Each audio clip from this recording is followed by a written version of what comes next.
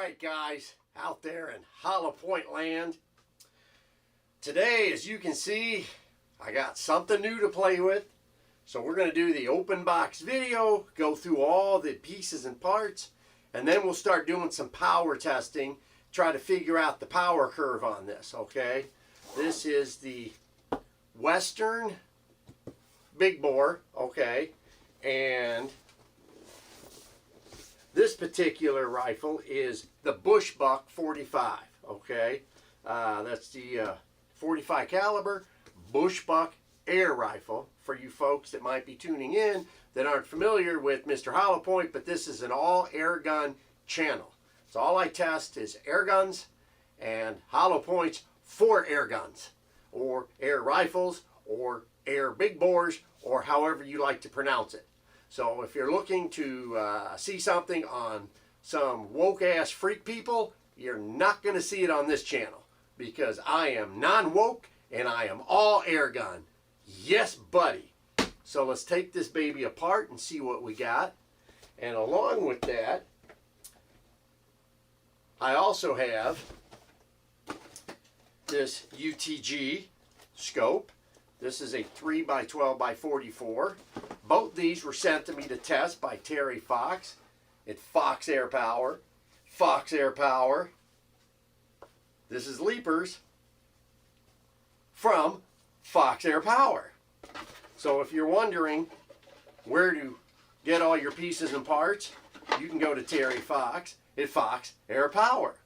And that is what we refer to in the business world as a shameless plug. And when it comes to being shameless, I'm your guy. So we'll be checking out this scope, seeing how it works. It's got nice mil dots. Well, I say everything is mil dots, but it's lines. And we will try to get all of this assembled, put together, and test it out. Ooh, there's something in this package too. And this is a extended sunshade. Looking good. Oh, and a battery. So this scope lights up on the inside. I'm thoroughly excited. All right, now on with the rest of our scheduled program. So the Western here, all right, this has a serial number on it. And this is a sleeve that slides off so you don't have to cut it and bust it up. So far, I'm very impressed with the packaging on this. Okay, nice form-fitting box. All right, roll it around so you can see it too. Stay still, box. All right, very thick padding. I like this. We've got our manual, serial number, optimum fill pressure is 3,600 psi. Warning paper, notations, stickers, and a patch. Always good to have extras, goodies, and things of that nature. It's like trick or treats. Yeah, I'm trying to see from my extended vision here. So we've got a beautiful stock. There goes my stock screw. That's okay. It's got some nice inlays here. Nice shouldering from what it looks like. We also have a zipper pouch. It says Western on it. This is kind of neat. Fill connector information. Information about filling. And an extended, which you see me use a lot, an extended female quick disconnect. And I like these extended because you got more finger grip. It's got the threaded part on the back so you can thread it directly to your hose or put a quick disconnect male on the back of that, a little bit of pipe thread, and you know, you're good to go. Plus, you can also carry your airgun Viagra in here. You know, if you need a little help like I do. So I'm very thorough with this. I like that. And then here's the air rifle piece itself.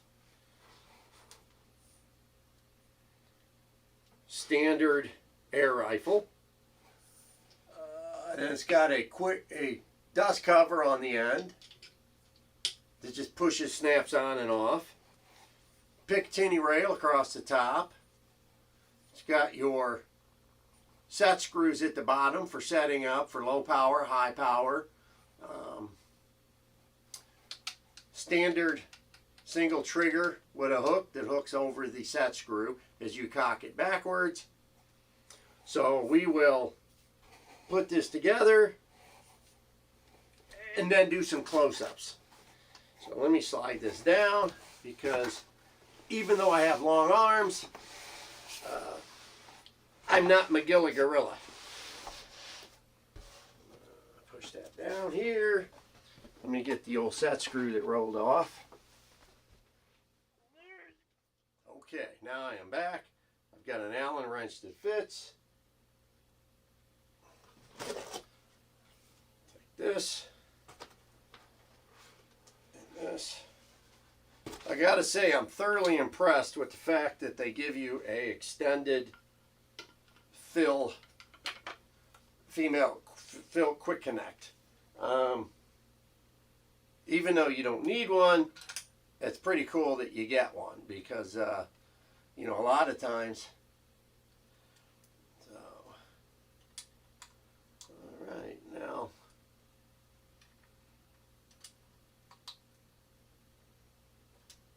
just a few turns and she's seated and she's tight. All right. Shoulders nice. You've got sling swivel studs already installed, front and back.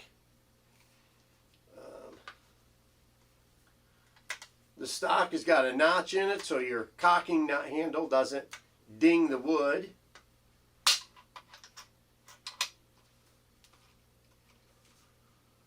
I'm just investigating everything as I look. First click is low, second click is high. To uncock it, pull it all the way back with one hand, hold the trigger, and slowly let down, like most 99% of air rifles. Barrel band at the front, like I said, quick connect, male fill nipple, and this is the original style of air rifles. We never used gauges on the rifle when we started doing this, and I'm talking going back to 2004. You know, as an OG, I think, as the homies say, we never used, you know, we didn't need a fill or a gauge, an air gauge on the rifle, because, you know, most of the time it's fill 2 or 3 shots, then refill. So we chronograph, we figured out our power curve, the bell curve, where the peak feet per second was with your projectile, and that's where we fill to. And we know by shooting and practicing, not just having someone do the work for you, we did it ourselves.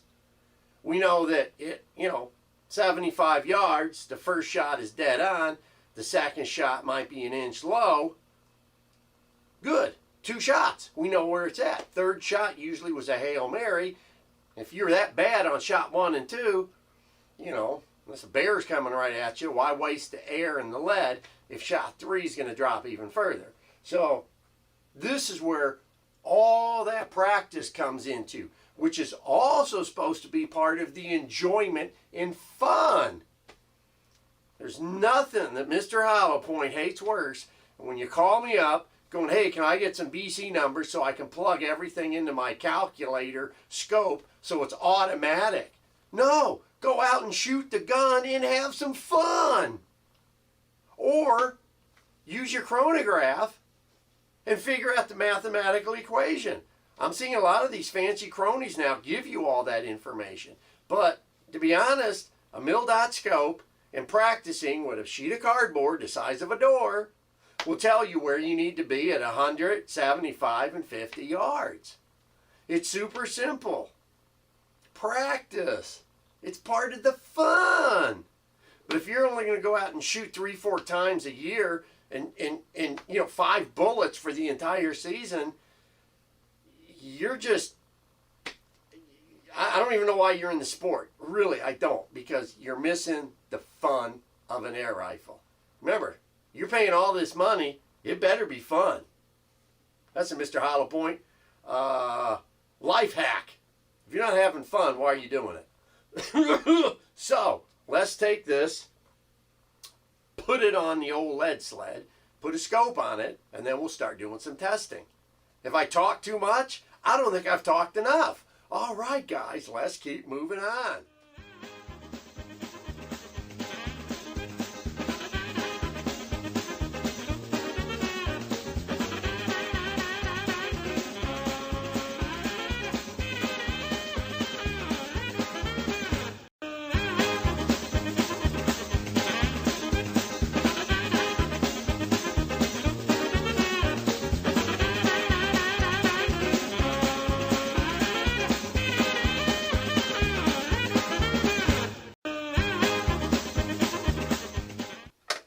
Okay, guys, so you saw me get the scope put on here. Now let me tell you something, okay?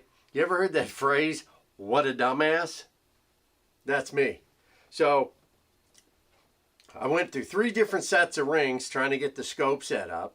So then when I actually looked in the small box for the sunshade, it had a set of rings. So I'm such a dumbass.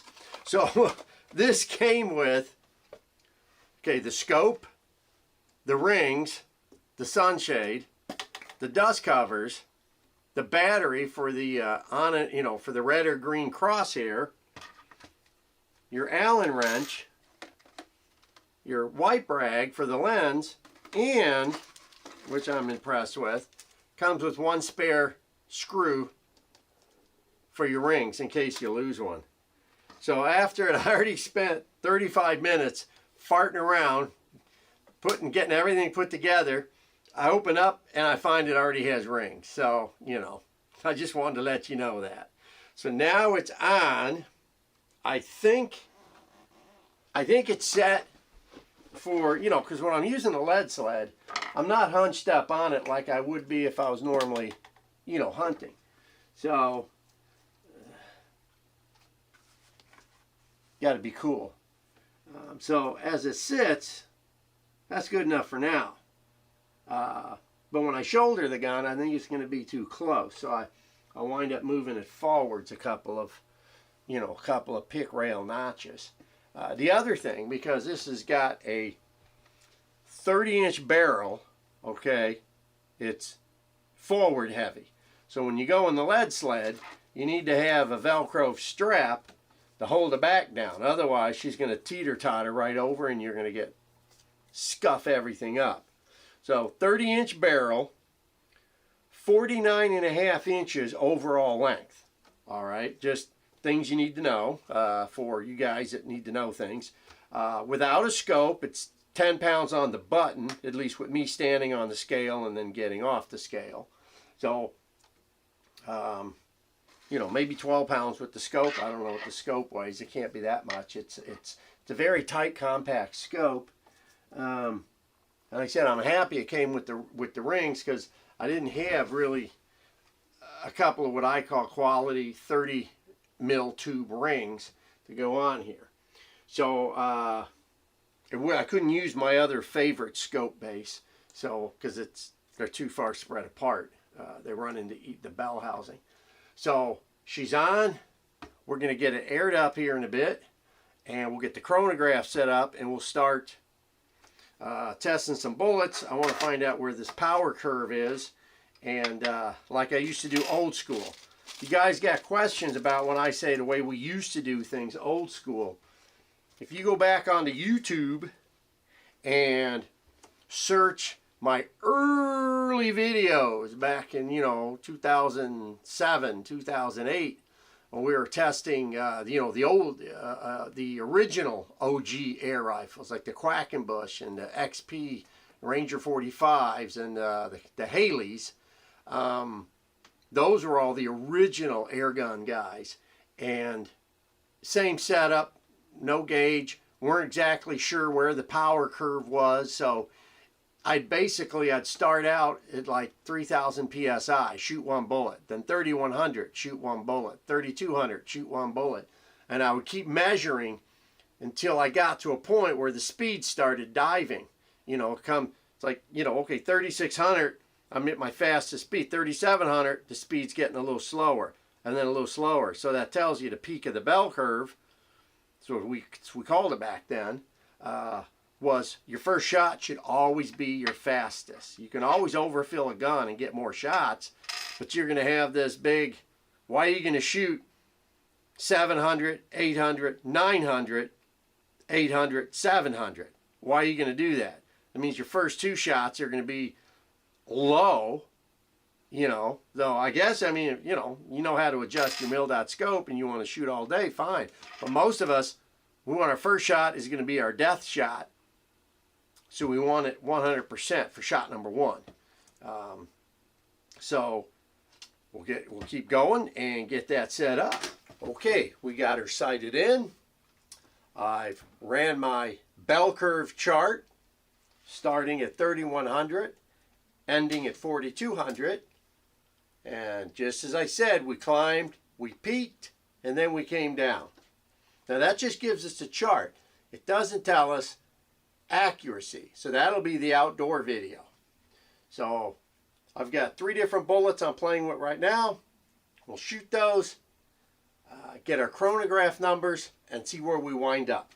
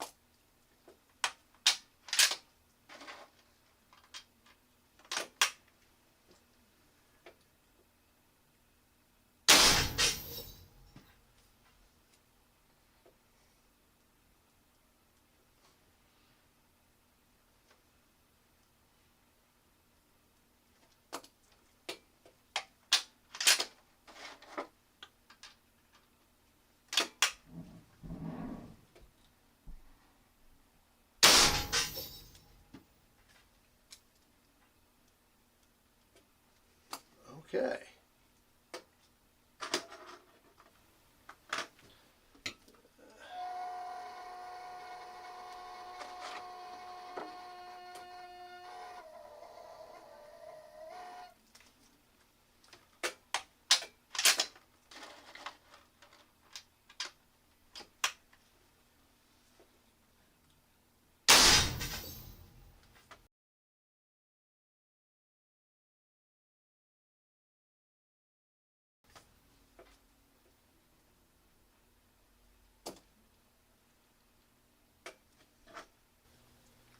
All right, guys. Now pay attention to this. I'll stab you right in the face. This is my bell curve chart. Now, I haven't done one of these in years because once you do it, you kind of understand it. Like I said, we're going back old school. So, starting at 3,100 PSI, ending at 4,300 PSI, okay? This is the feet per second here. And like I said, I go up 100 PSI each shot, okay? And you start to see the speed is increasing, okay? It's climbing. It's climbing, just like a bell, okay? Some rifles are really steep, some are little. So this is showing you your climb, okay? Right here, at about 4,000, we are at the peak of the bell curve, all right? Just a little over 900 feet a second with this with this 275 grain bullet. Okay, and then right afterwards, 4100 psi, she drops, and you can see it drops fast. Okay, that's why I said it's the bell curve.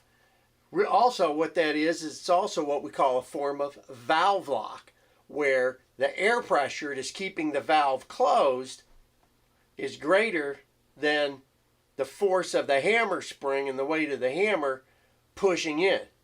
Remember, all air rifles are about 99% the same. You've got an air tube with a valve holding the air in, okay, your valve stem. And a valve stem is basically a nail with a cork on the end of it. And as the hammer hits it, it pushes into the air tube for a fraction of a second. The air escapes around the cork, goes up, stacks up behind the bullet starts to move, and the air pressure that's in the tube pushes it back closed, pushes the valve stem back closed. That's it. It's not rocket science. You know, certain amount of weight pushes it in, the air pressure that's greater pushes it back closed, okay? So you get to a certain point where there's too much air pressure, the valve can't open for the amount of time it needs to stay open. And that's what we call valve lock. Doesn't matter. Any unregulated rifle, this is what you're gonna have. I don't care whose rifle it is. If it's unregulated, you're gonna have bell curve. And the idea, all the homework that I do and other shooters do, is we figure this out for you so you're not having to waste 200 to 300 bullets trying to find the minutia. That's a good word, isn't it? Minutia of details. So we do all the homework for you. That's why when you say, can I get 5 different bullet weights so I can see what the gun likes, and I say, no. I've already shot 500 bullets through the rifle for you. I can tell you where you need to be. Now this works with all air rifles. You just have to figure out where you're at. So, you understand the bell curve, then you'll have a better understanding of all the paperwork and the charts that we put in the video. So, how much air it's being used per shot, the speed, the drop off, it all starts to make sense. Like I said, it's not rocket science, but once you've done this, and this is what we had to do old school, guys. We didn't have no calculators. I didn't even have an abacus. I had to take my shoes and socks off and use my toes to work with my fingers to figure out numbers. I'm old school Appalachia hillbilly, and that's the way we used to do it. And if I needed more toes, then I got my brother Ralph. Bell curve. I hope you grip it. All right, fellas. So, I'm going to put the charts up that's showing you the speeds. And I'm only doing most of this massive testing I did was with the 275. But just to give you some reference points, I also shot a 300 grain, a 340, and a 470. For hunting, this is just for testing purposes. For hunting, I'll have different weights. I'll have some different bullets designed up. I'm working on some stuff that I already have, and I'm working on some new stuff. I'm always trying for new stuff.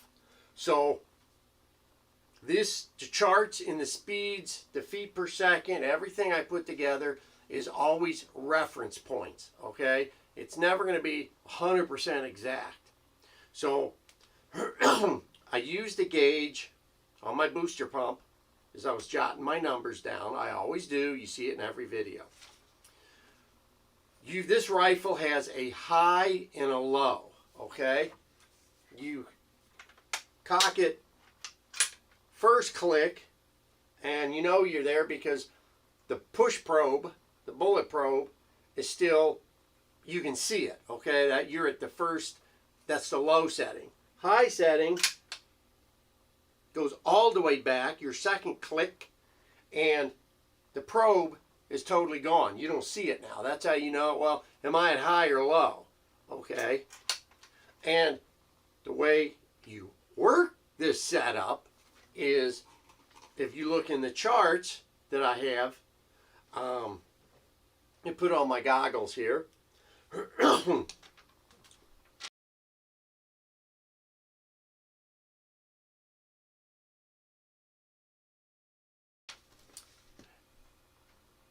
I'm trying to get, as I demo this gun, the maximum foot-pounds of energy, the maximum speed, okay? Then when we go out and start doing our distance testing, then we try to find what speeds are giving us the best, closest 2 shots for accuracy, okay?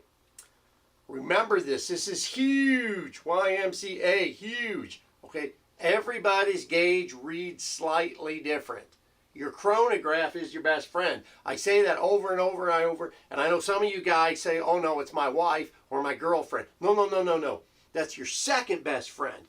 Your first best friend is your chronograph, because that tells you where your speeds are regardless of what your gauge says. I've seen gauges, literally 200 PSI difference in gauges. So the manual that Terry sent me with does the optimum pressure is 3,600 PSI from what he was getting. I'm finding around 3,900 PSI off my gauge is what's giving me my fastest foot-pounds of energy, okay? That's why I said a chronograph is your best friend, okay? You don't have to argue with me. I don't need Jimmy friggin' Neutron from down the street to call me up with his physics calculator. Chronograph, super simple, tells you where you want to be with how your gauges are set up. Remember, all of this puts you in the range. At 3,600 PSI, I'm well with 858 feet a second. That's well within killing range, okay? 449 foot-pounds of energy. But right around 39,400, I'm at 908. So I'm tweaking another 45 feet a second out of this setup, okay? So you figure out what works best for you. Now, okay, this is a lot of stuff to take in, guys, okay? A lot of stuff. It hurts my brain, okay? I only have half a working brain. The other half fell out when I got married. So, with the high and low pressure, and based on the bullet weight you're going to play with, again, this is where a chronograph comes in. With the light bullet, the 275, at 4,000 PSI, give or take 39/4,000, I can shoot 2 bullets on high power and 2 bullets on low power, okay? So, I mean, there's a gap. You got a spread in there. So, like 889, 829, then 773, 705. I mean, there's a spread. You don't have to do that. Generally, it's 2 shots refill, okay? You shoot 2 shots on high, 858, 786, okay? And that's why I put these numbers in here. I'm working with basically at 3,900 PSI, your first shot's using 1,000, so you're down to 3, give or take 900 to 1,000. So second shot would be 3,000. Third shot on low is at you're 2,400. I'm saying you got to look at the chart. There's just too many numbers to sit there and chit chat about. But the good thing about this is if you have access to a lot of air, you can plow this beast on high, take your 2 shots and refill, not worry about it. If you don't have a lot of air, okay, the low pressure setting is right about 2,800, 2,900 PSI. So if you fill the 2,900 PSI, your first shot's 805, second shot 766. So the point is if you've got, hey, my bottle has only got X amount of PSI in it, can I still go hunting? Well, yeah, if you've got like at least 3,000 PSI in your source tank, you can fill this up, shoot it on low. Or you can take 1 shot on high and 1 shot on low. It's your combination on how you want to play with it, okay? As video guys, I try to show you everything I can show you. I generally hunt with high pressure on everything. So, but I need to tell you everything so you have a better grasp. Like people, well, why is there a low pressure? Well, because if you're low on air, you can use the low pressure setting. If you're high, got a lot of air, you can hit a high. Now, when you start shooting like 400 grain, 430, 440 grain bullets, that's going to be high pressure, baby, because you need the punch on that big stuff. But if you're going to be shooting 200, 250 lightweight bullets, you can fill the low, conserve air, and have more shots. See? It's up to you on how you set it up.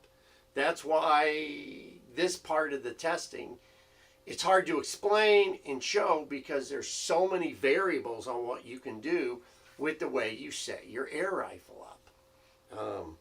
So I hope I haven't confused everybody. I think I have. I'm not sure. I'll put the charts in. You can kind of do your best on what you think. I'll see if I can set it up on the graph. So I'll put an H next to everything when I shoot it on high, and an L next to if it's on low, and that way you've hopefully got a better understanding. The general rule of thumb: 2 shots and refill. Then whether you're shooting it on low all day long or on high all day long, or at 3600 you could shoot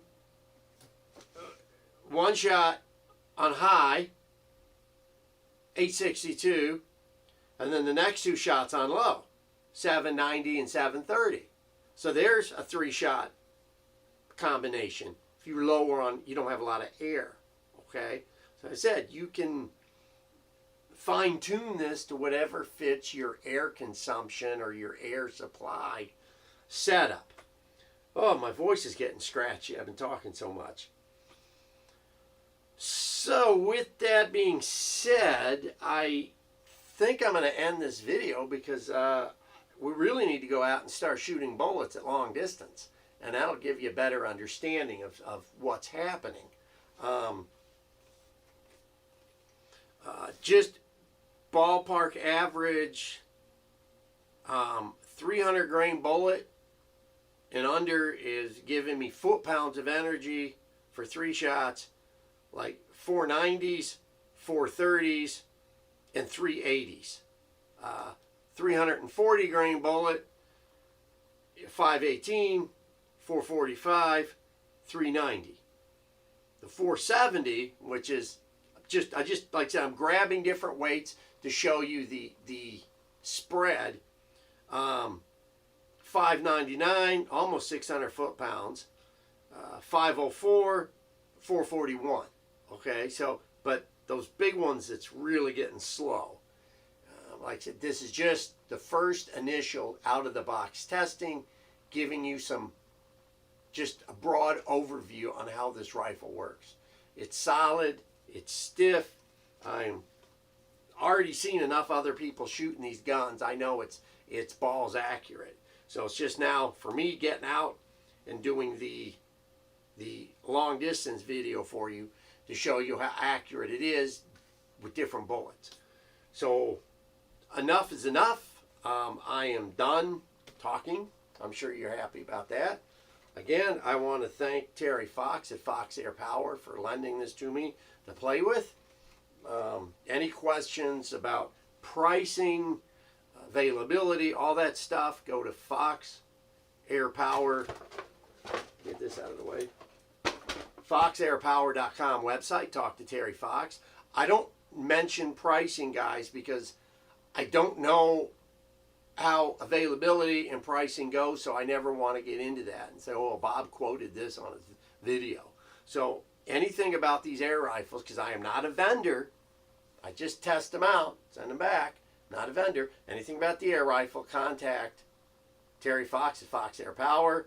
This is a Western So you could go to Western, I guess, and check with them on other stats and details. But I always say go with the vendor, the person you're buying from, because if you have issues, he's the first point of contact. Terry sent me this nice Leapers / UTG scope, and so far I'm very happy with it. It's got all the mill dots back and forth, so I've got plenty of lines to play with. Shoulders well, like most old style OG rifles. I said it's not regulated, and you figure out where the bullet hits at the different yardages, and go out, have fun, practice, shoot it. It is a killing beast, I'll tell you that right now. It is designed to kill. It is a hunting rifle, and I've seen enough guys showing their stuff on other Facebook and whatnot to show that most of the people that own one are extremely happy with one. So, again, I'm Mr. Hollow Point, aka Robert Vogel. Any questions about bullets, contact me. And if you're contacting me, say, hey Bob, I got the BushBuck, what do you recommend? And then I can tell you. Like I said, at the moment, I'm just playing with general weights, and then we'll get into the hollow points and accuracy and that type of stuff in the next video. Thanks, guys. It's time to wrap this up.